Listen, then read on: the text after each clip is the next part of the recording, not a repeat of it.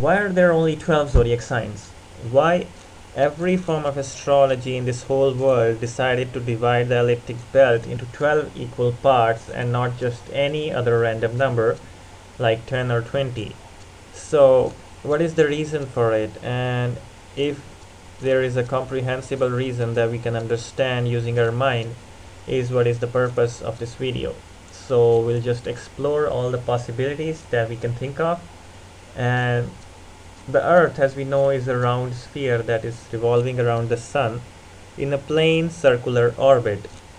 And in the same circular plane in which the Earth and Sun exist, millions of light years away is another circle of stars and constellations. And this circle in the equatorial plane is known as the elliptic belt. And there are many stars and constellations that are randomly distributed in this elliptic belt around the Earth in the plane of the equator. But someday some genius person decided or thought that this should be split into 12 equal parts, and these 12 parts would define every stage of our human life. But why 12 is what we're thinking about here. So, I've come up with a few theories regarding this thing. So, the first one of my theories is that it is the number system theory. What I mean by this is that these days we use a number system with a base 10. So what that means is that there are 10 digits in our number system, and every other number that we use comes from by combining these 10 digits.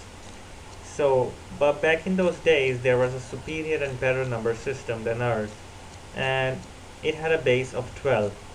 So that meant that they had a total of 12 digits in their number system, and surely they don't look like these numbers, but there were 12 digits, and every number that came in their mathematics or every other number they used was derived from these 12 digits.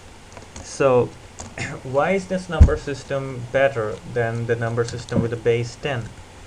It is because this number system makes calculations super easy and mental, I would say. You can make depth calculations very easily in your mind, and you don't have to use your paper or pen for that, and you can just do very complex calculations and proclaim yourself to be a smart alien with a genius mind. It's actually not that big a difference, but it still makes a difference.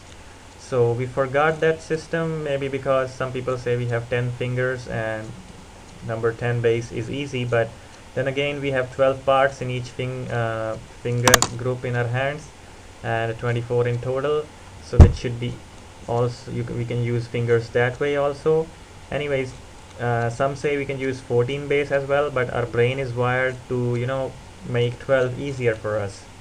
So that is one theory that comes up to my mind.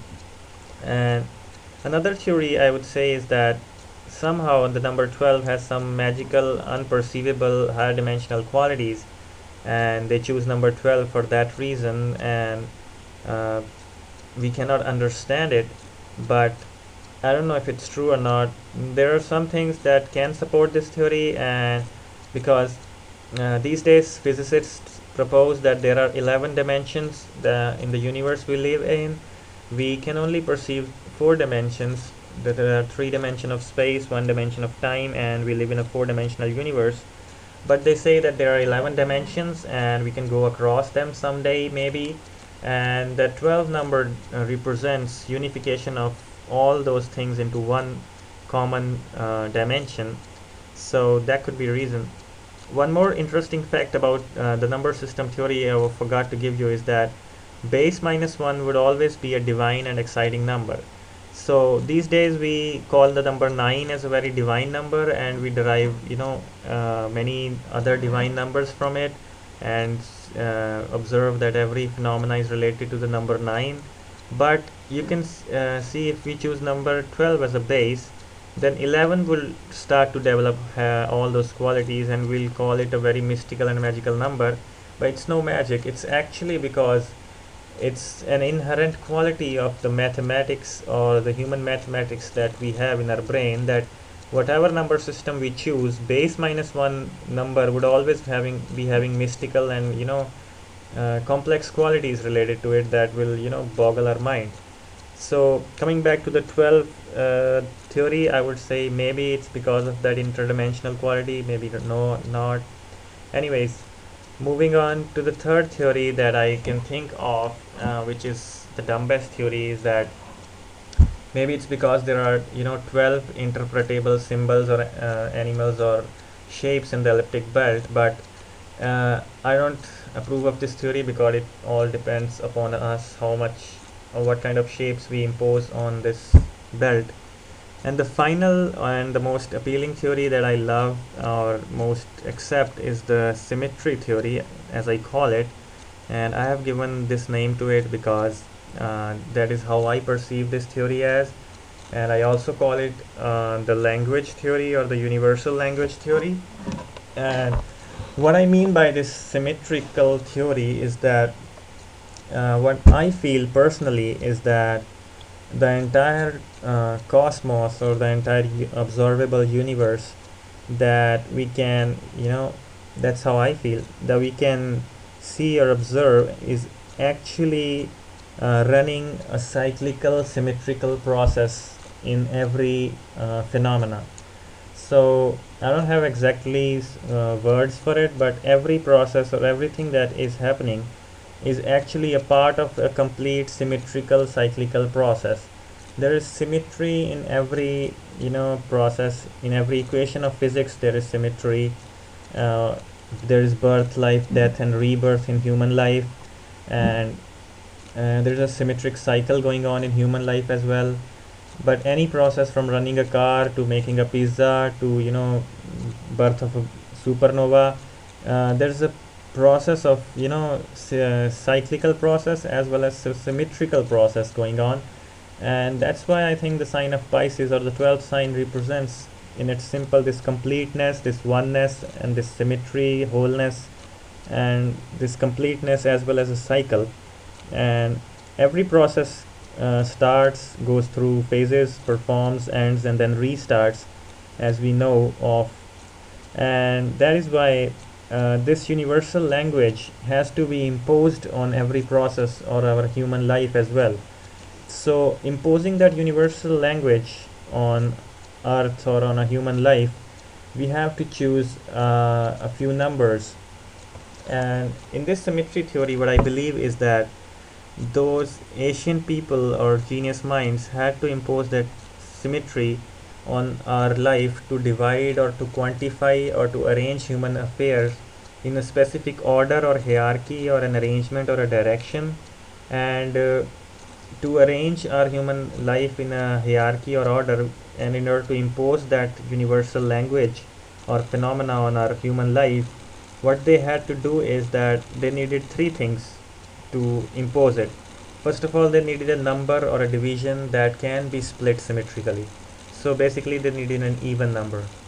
So to be more precise, they needed a number in their mathematical system that can be split symmetrically, so that we can impose the universal language on it. Secondly, that number should be able to incorporate all the major phases of a human life. Thirdly, that number should make calculations and the math part of it easier and more simpler. So just to impose that universal symmetrical cyclical phenomenon on a human life, you need a number that can be split symmetrically as well as that can make calculations easily, and that can incorporate all the stages of human life as well, from birth to death.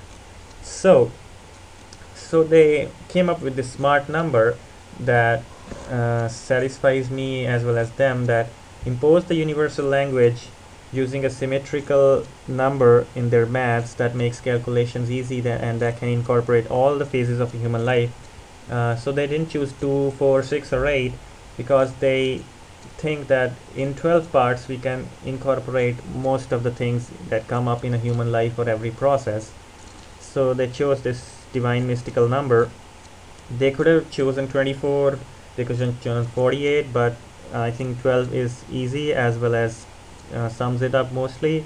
So this is what I feel. These theories come to my mind, but there must be more to it. There must be higher form of math or divinity or multiple complex things you can think of. But we need more research for that, and I just came up with these ideas, so I with you.